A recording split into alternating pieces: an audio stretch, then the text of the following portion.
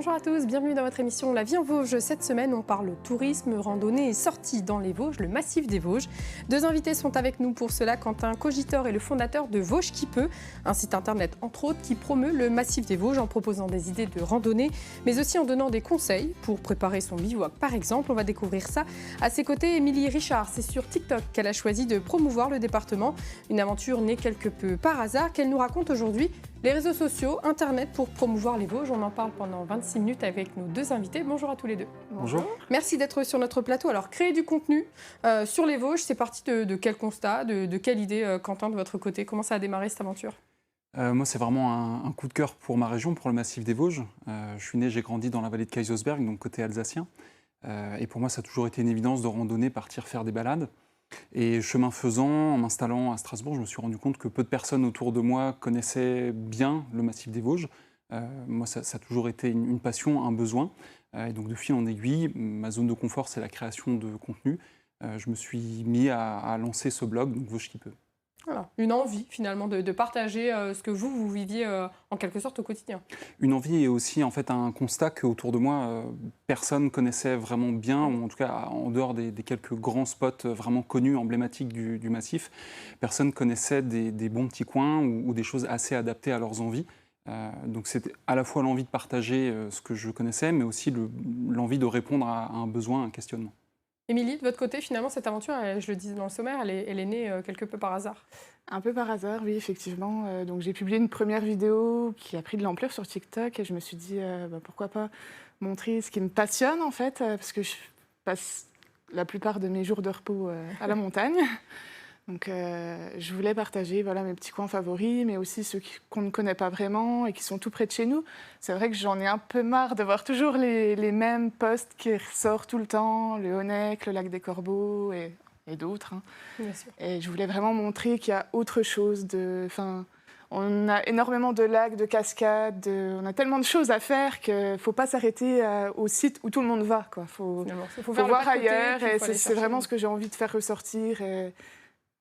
Et la première vidéo, alors, c'était laquelle, vous vous souvenez? J'avais juste fait une compile en fait, de toutes mes vidéos que j'avais fait en rando. J'avais marqué Vosges et ça avait grimpé en flèche. Je me suis dit, allez, on y va. Il y a quelque chose à faire. Oui.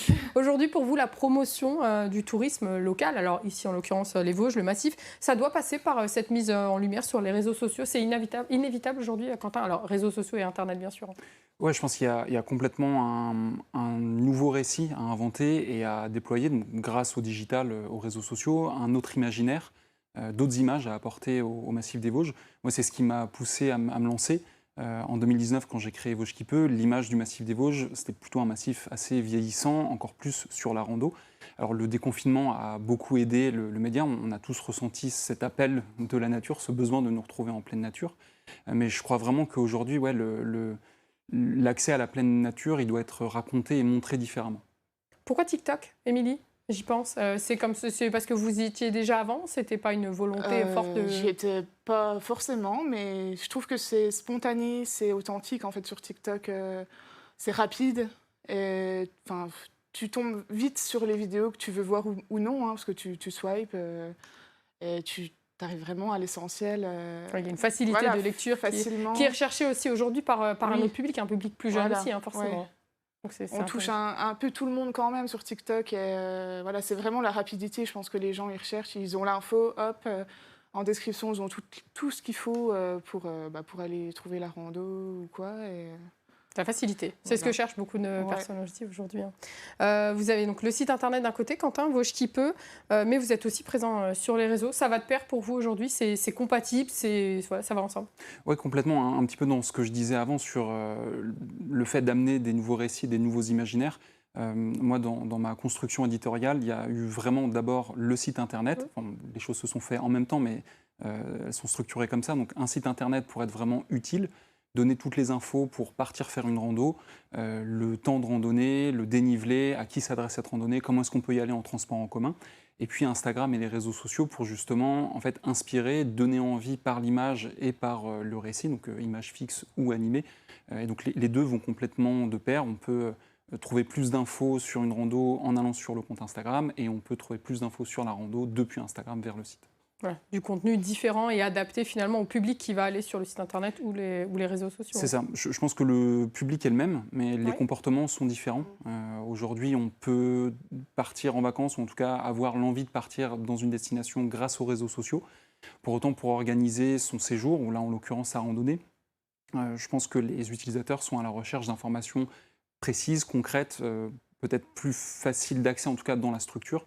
Et donc ça, pour moi, le site internet et le blog répond à ce besoin et est encore l'outil, en tout cas le levier le plus adapté. Donc ça se complète finalement, c'est une offre globale, Ouais. si on peut dire, une offre avec des guillemets bien évidemment. Comment vous choisissez les lieux que vous mettez en avant? Alors on a un petit peu compris tout à l'heure, Émilie, que voilà, vous avez envie de faire un pas de côté. Le sommet du Honex, c'est bon, je pense. Oui. Le lac de Jarmes, c'est bon aussi. Comment vous les choisissez? C'est des lieux de vos envies également? En fait, je veille tous les jours, sur tous les réseaux. D'ailleurs, Vosges qui peut en fait partie. Je regarde sans arrêt. Dès que je vois un endroit en fait, que je ne connais pas ou j'ai jamais trop vu, je me dis, je m'y intéresse. Je me renseigne dessus. Je regarde les départs, ce qui est possible de faire en rando. Et après, il suffit juste de prendre mes chaussures, mon sac à dos, et j'y vais. Mais du coup, j'ai mes petites notes sur mon téléphone avec toutes mes randos prochaines à faire, toutes celles que je n'ai pas encore faites et que j'ai envie de faire découvrir du coup à d'autres, parce que Et ça vaut le coup. un carnet de notes bien rempli quand même. Oui. Parce qu'il faut avoir le temps de pouvoir, après, c'est ça, de pouvoir tout faire aussi. De votre côté, Quentin, comment vous choisissez vos sites Alors moi, prédilection? sur la page d'accueil de Vosges qui peut, il y a un module de cartographie donc, qui permet de générer, en fonction de certains critères, des idées de rando déjà existantes, donc en fonction de la difficulté, la durée, le dénivelé. Donc en fait, moi, je pars de cette carte-là et j'essaye de remplir les blancs. Bien, dans les Vosges centrales, je ne suis pas encore allé. Qu'est-ce que je peux aller faire? Où est-ce qu'on peut aller dans ce coin-là? Après, moi, je suis originaire de la vallée de Kaisersberg. Je vis à Strasbourg, donc plutôt côté alsacien du massif. Donc c'est toujours un challenge un petit peu pour moi de venir plutôt dans le département des Vosges et découvrir des coins et faire des randos dans le département des Vosges. Il y a plein de choses à faire. Et il y a énormément de choses à faire. Aujourd'hui, j'ai un peu plus de 150 idées de randonnée sur le Média qui vont vraiment de l'extrême nord du massif à la frontière allemande jusqu'à Luxeuil-les-Bains à l'extrême sud.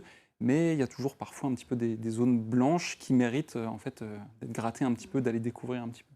Et la difficulté? Est-ce qu'on peut trouver des randonnées qui s'adressent à tout le monde finalement Alors, ça dépendra des envies, des besoins de chacun. Je pense que sur le massif des Vosges, oui. Maintenant, pas partout dans le massif des Vosges. Les Hauts-de-Vosges, c'est un super environnement pour justement faire un petit peu de dénivelé. Alors peut-être plus en partant du côté alsacien, on peut réussir pas trop difficilement à faire 1000 mètres de dénivelé, voire plus.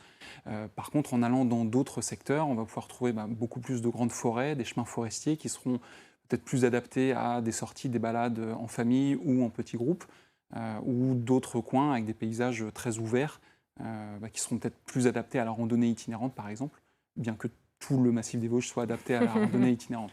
Mais vous vous adressez vraiment à tout le monde, du randonneur qui a envie de tester au randonneur très expérimenté? Oui, alors peut-être pas le randonneur le plus expérimenté, parce que je pense que lui Il n'aura ou peut-être pas elle, besoin de vous. Exactement, n'aura pas forcément besoin de moi, mais effectivement, de l'extrême débutant jusqu'à la personne assez confirmée qui connaît plutôt bien le massif des Vosges, mais qui cherche à découvrir des coins qu'il ou elle ne connaît pas. Des familles, des jeunes, des moins jeunes, des couples, des groupes. L'idée, c'est vraiment de pouvoir proposer une idée et après que les lecteurs, les lectrices s'en emparent et fassent eux-mêmes, elles-mêmes leur randonnée. Voilà, montrer vraiment qu'il y a d'autres lieux à découvrir. Dans les Vosges, vous axez principalement, alors vous nous parliez de montagne tout à l'heure, est-ce que le côté ouest vosgien est aussi quelque chose que vous aimeriez découvrir, que vous avez déjà découvert voilà. J'aimerais plus découvrir, hein, parce que c'est vrai que moi je suis axée Hauts-de-Vosges principalement. Après je commence un peu à descendre de la montagne. Voilà. Mais oui, justement, c'est en projet de découvrir un peu plus l'autre côté des Vosges que je ne connais pas. Pour l'instant, pardon Émilie, pour l'instant Quentin, vous êtes venu souvent dans notre département?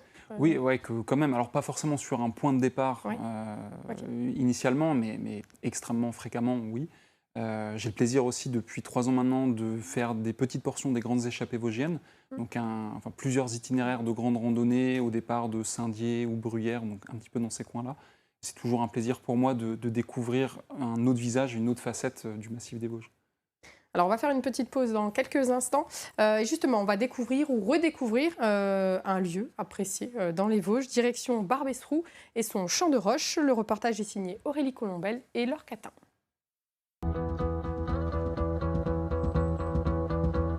Cette rivière minérale se découvre en suivant ce chemin entre les résineux et les bouleaux, sur les hauteurs de Barbey-Serroux, une commune voisine de Corçu et Gérardmer. Le champ de roche, comme on l'appelle communément, est propice aux légendes. Certains y voient l'œuvre du malin, d'autres d'un magicien, l'occasion toujours d'écouter une belle histoire. En ce temps-là, les rochers, le peuple des pierres, étaient déjà par ici. En ce temps-là, depuis fort longtemps, ils avaient façonné toute la terre. Et en ce temps-là encore, les pierres, notamment les plus jeunes, aimaient bien voyager. Elles profitaient des grands glaciers qui souvent venaient recouvrir toutes les montagnes. Atypique, ce site reçoit de nombreux visiteurs, familles, cueilleurs de champignons, touristes étrangers. Un site géologique d'exception dont la formation complexe est résumée de manière imagée. Et il se trouve que par ici, un groupe de jeunes pierres s'est mis dans le glacier et a commencé son voyage dans un creux. Mais le problème, c'est que le glacier a eu très chaud. D'après les dernières données scientifiques, dans les Vosges, on compterait 13 glaciations successives, là où on n'en recense que 3 pour les Alpes.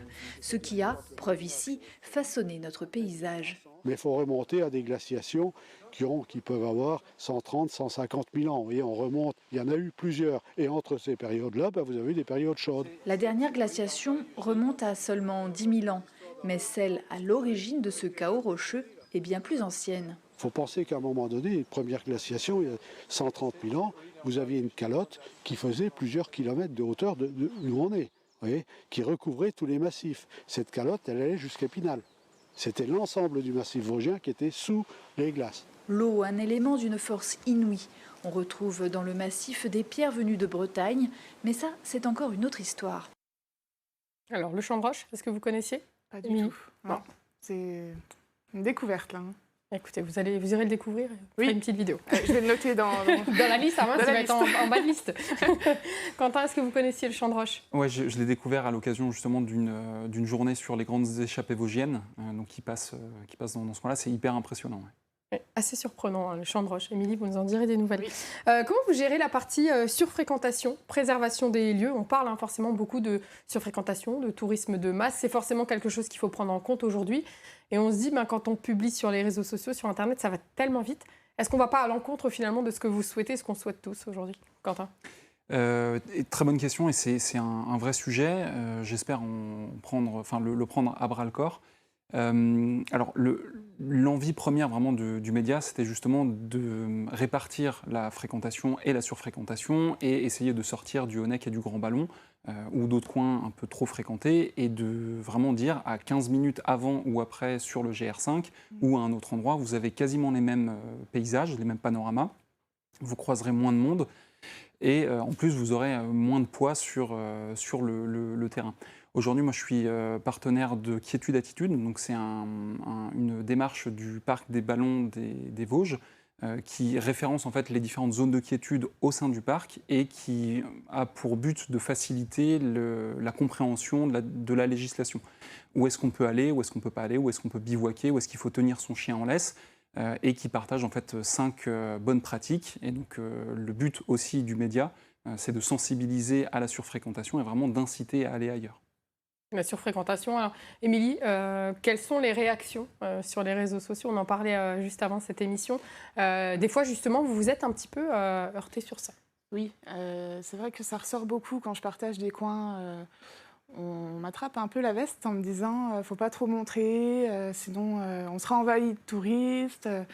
Mais en fait, ce que je montre, c'est justement là où les touristes ne vont pas. Donc j'essaye justement de les emmener ailleurs. Ouais, de leur dire, voilà, comme tu disais, il n'y a pas que le Honeck, le petit ballon, le grand ballon, allez voir ailleurs. Et, donc j'insiste vraiment là-dessus. C'est vrai que sur mon compte TikTok, on ne verra pas les lieux surfréquentés. Je vais justement à l'encontre de ça et je fais découvrir des petits coins méconnus et qui sont tout aussi beaux, quoi. Donc j'essaye de rester là-dessus. C'est une ligne de conduite sur laquelle oui. voilà, vous vous tenez.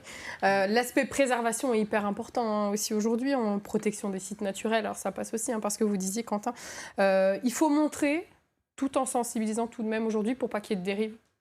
Émilie? Montrer mais sensibiliser en même temps? Oui. C'est vrai que je pense que toi aussi, je rappelle souvent, surtout au niveau du bivouac, qu'il ne faut pas faire de feu, qu'il faut respecter les horaires, etc. Enfin, je pense que c'est important de le répéter quand même, parce qu'il y en a qui ne le savent pas, qui l'ignorent totalement.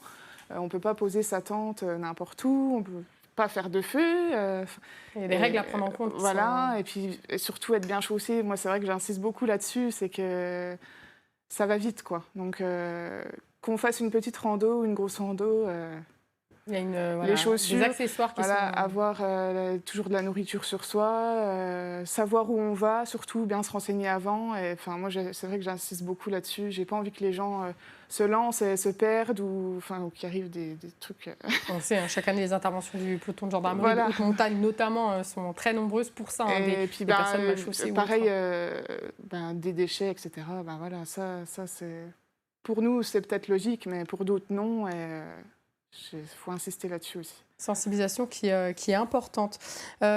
Quentin, vous faites sur votre site internet, on parlait de bivouac à l'instant avec Émilie. L'idée, c'est ça aussi, de donner des conseils. Il y a les idées rando, mais après, vous allez un peu plus loin en donnant des conseils, en apportant votre point de vue toujours, bien sûr, de tout ça. Oui, tout à fait. Sur Vosges qui peut, on trouve des idées de balade à la demi-journée jusqu'à des micro-aventures, des mini-treks de 2 jours, voire plus, dans le massif. Alors peut-être juste pour revenir un petit peu sur le sujet d'avant, je suis vraiment... je crois vraiment qu'on protège mieux ce qu'on connaît. Et donc le but de l'action avec Vosges qui peut, c'est vraiment de diffuser un maximum d'informations, de donner envie de découvrir par soi-même, parce qu'une fois qu'on est sur place, on prend plus facilement confiance de la fragilité du milieu, de la beauté du milieu, de son côté assez gigantesque, même si le massif n'est pas très grand par rapport à d'autres. Le fait d'y être à pied, d'y accéder à pied ou en transport en commun, ça permet justement d'avoir une autre approche. Et la micro-aventure, justement, dans cet esprit, pour moi, participe aussi au fait de faire un peu plus partie du paysage. On a tendance à vraiment segmenter la vie en ville et la vie à la campagne. Pour moi, de s'allonger sous sa tente en pleine nature quand le soir tombe, c'est un acte un petit peu différent qui fait qu'on fait plus partie du paysage et on aura plus tendance à protéger ce paysage dans lequel on s'est un petit peu plus fondu le temps d'une randonnée itinérante. Le temps passe différemment quand on est plusieurs jours en montagne et quand on dort en montagne. Il se passe quelque chose que j'aurais un petit peu de mal à décrire, mais que j'incite vraiment à découvrir. Et justement, pour le découvrir, vous proposez donc sur des itinéraires pour faire ces aventures et des conseils. Le conseil comment bivouaquer notamment, ça fait partie des choses que vous avez envie de proposer sur Vosges qui peut. Oui, parce que je rejoins complètement Émilie dans ce qu'elle partage. On associe parfois le massif des Vosges à des petites montagnes ou des montagnes à vaches. Ça reste un massif montagneux qui a des conditions climatiques propres, particulières, où la température peut vite baisser, même en été, même en période de canicule. Donc c'est important de connaître en fait, les prérequis de sécurité, notamment sur la partie matérielle, sur l'accès à l'eau, sur les plans B, les plans C, s'il y a quelque chose qui ne se passe pas très bien. Donc toujours partir avec une carte, avoir effectivement des points de chute, prévenir quand on part, dire un petit peu dans quel secteur on va. D'accord. Émilie, alors il y a les randos, mais il y a aussi d'autres idées sorties. Vous ne vous cantonnez pas à la randonnée sur TikTok? Non. Je partage aussi les locations saisonnières, donc principalement des logements insolites, mais aussi d'autres, des gîtes... que vous allez découvrir et puis voilà, je vais découvrir justement pour mes abonnés et après je partage tous ces beaux petits coins sympas qu'il y a dans les Vosges. Mais aussi les activités, tout ce qui est ferme aventure, les parcs, tout ce qui est dans les Vosges en fait.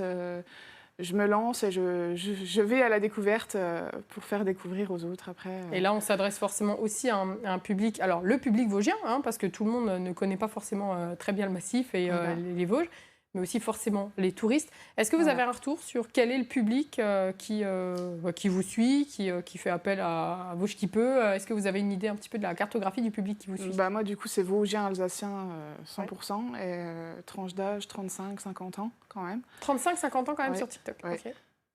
Et ceux qui me suivent régulièrement, d'ailleurs, ils sont plus vers les 50. Mais oui, voilà. De votre côté, Quentin? Alors moi, de mon côté, ça va dépendre un peu du réseau social sur lequel on est. Donc sur Instagram, on est un petit peu plus jeune, mais on est autour de la trentaine et pareil jusqu'à 45 ans à peu près. Sur Facebook, c'est un petit peu plus âgé. Et alors, je n'ai pas les données sur le site. En revanche, j'ai plus de données géographiques sur le site. C'est essentiellement des Alsaciens et des Vosgiens, donc sur la partie Grand Est, mais beaucoup de Parisiens ou de Français en dehors du Grand Est. Et puis sur la cible étrangère, les Belges et Néerlandais francophones, puisqu'on est la première montagne la plus accessible pour eux. Donc forcément, c'est parfois la première expédition pour eux quand ils viennent dans les Vosges. Et la période de fréquentation, je pense qu'on sent aussi, bien évidemment, vous sentez bien là, on commence à être dans une grande période là. Ouais, alors moi de mon côté, il y a vraiment un début de la courbe à partir du week-end de Pâques, avec la préparation des ponts de mai, des premiers jours et du printemps qui arrivent, avec vraiment un pic de fréquentation en juin-juillet. Et puis ça commence doucement à redescendre à partir de fin août jusqu'à stagner à peu près au mois d'octobre. Et puis après, sur l'hiver, il peut y avoir des pics de fréquentation quand on a encore la chance d'avoir de la neige, où là, c'est vraiment les idées de sortie en raquette qui émergent. De votre côté, Émilie, c'est un petit peu similaire, j'imagine? C'est similaire, mais je ne ressens pas forcément la différence, en fait. Moi, sur TikTok, il n'y a pas vraiment de crue. C'est pas choquant, en fait. Oui, ça vous a pas marqué plus que ça? Il n'y a pas une baisse de régime à ce moment-là? C'est vrai que période été, j'ai plus de messages, surtout. Là, c'est vrai que là, j'en ai reçu pas mal là, ces semaines. Je viens cet été dans les Vosges, j'aimerais des idées de rando, de logement dans les coins, etc. Donc, niveau message, oui, c'est vrai que j'en ai plus, mais sinon, fréquentation, je sais pas... Pas de baisse significative? Est-ce qu'il y a des collaborations avec des offices de tourisme aujourd'hui? Est-ce que vous collaborez avec des offices de tourisme? Parce qu'on entend là les personnes qui vous envoient des messages pour avoir des infos sur où dormir. Typiquement, on est sur une frontière qui est assez mince. Là, on parlait de la concurrence avec les accompagnateurs en montagne qui n'existe pas parce que ce n'est pas du tout le même métier. Par rapport aux offices de tourisme, comment vous vous positionnez? Ouais, alors moi j'ai la chance de faire régulièrement des collaborations avec différents offices de tourisme. Donc l'office de tourisme de la Déo d'Assy, de Saint-Dié, donc pour les grandes échappées vosgiennes. Quelques offices de tourisme côté alsacien aussi, pour la vallée de la Bruche, pour le Mont-Saint-Odile, tourisme. L'idée, c'est vraiment de collaborer avec ces offices de tourisme pour aussi, là, en fait, un peu dans la même veine, faire connaître ce qui est un petit peu en dehors de leur page d'accueil, de leur site internet, et d'inciter à aller un petit peu plus loin, alors pas sortir des sentiers balisés, mais sortir des sentiers battus, et aller découvrir un petit peu d'autres coins grâce à la portée du média. On reste tous dans le même objectif, collaborer pour faire venir forcément le tourisme. C'est ce qui fonctionne aussi aujourd'hui dans le département et dans le massif, tout en évitant la surfréquentation. Il nous reste un peu moins de 3 minutes. Un lieu que vous appréciez tout particulièrement. Alors vous allez peut-être nous dévoiler un endroit que personne ne connaît, mais on espère, pourquoi pas. Si vous deviez en choisir un, ce serait lequel, Quentin, Émilie? Qui c'est qui se lance? Alors moi, je vais rien apprendre à personne, je pense. Je l'ai déjà répété dans les autres articles, mais c'est un lieu que j'adore, c'est le Haut du Taux. Parce que c'est vrai qu'il y a l'exposition photo une bonne partie de l'année. Il y a la cascade de la Pissoire qui est juste à côté, donc il y a moyen de faire une très belle boucle. Et c'est vrai que quand j'ai des amis qui ne sont pas du coin, par exemple, c'est là que je les amène parce que je m'y sens bien. Ce n'est pas une rando très difficile, c'est accessible vraiment à tout le monde. Et c'est chouette, quoi. On voit une cascade, un point de vue, les photos. On a tout réuni en fait dans un seul endroit et c'est ce que j'apprécie. Ah, ok. Le Haut du Taux pour Émilie, pour vous, Quentin? Je vais faire d'abord une réponse un peu tiède. C'est le massif des Vosges est magnifique, partout, tout le temps, en toute saison. Mais ayant grandi dans la vallée de Kaisersberg, au-dessus d'un village qui s'appelle La Poutroie, moi, ce serait le coin du Brésoir, et un petit peu vers Sainte-Marie-aux-Mines, là où c'est vraiment sauvage, on ne croise vraiment pas grand monde. Et puis, c'est toujours un peu un retour aux sources quand je vais là-bas. Allez, c'est noté. Un grand merci d'avoir été sur notre plateau et on continuera à vous suivre sur les réseaux. Vous avez toutes les infos maintenant pour faire des belles randos cet été dans les Vosges et sur le massif. Merci à toute l'équipe pour la réalisation de cette émission. Merci à tous les deux d'avoir été avec nous en plateau et merci à vous de nous avoir suivis. Je vous donne rendez-vous la semaine prochaine pour la dernière de l'année. À très bientôt sur Vosges Télé.